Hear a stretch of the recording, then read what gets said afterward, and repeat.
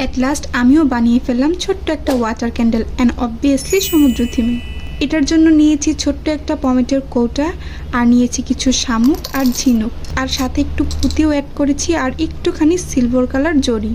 এরপর অ্যাড করলাম পানি, আর পানিটা মনে হয় কম হয়ে গিয়েছিল, তাই ঠুস করে বৃষ্টি এসে সব ভিজিয়ে দিয়ে গেল।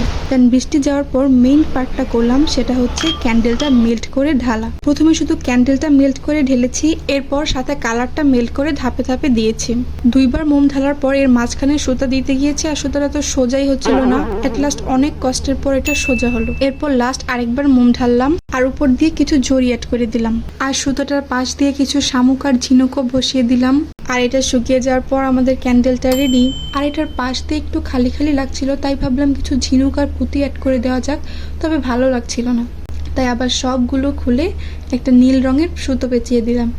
এখন এটা দেখতে বেটার লাগছে। তো এই হচ্ছে ক্যান্ডেলটার ফাইনাল লুক। তো চলো এখন ক্যান্ডেলটা জ্বালিয়ে দেখা যাক। বাহ, এটা দেখতে দারুণ লাগছে। ছোটোখাটো কোনো ডেকোরেশনের জন্য কিন্তু এটা বেস্ট।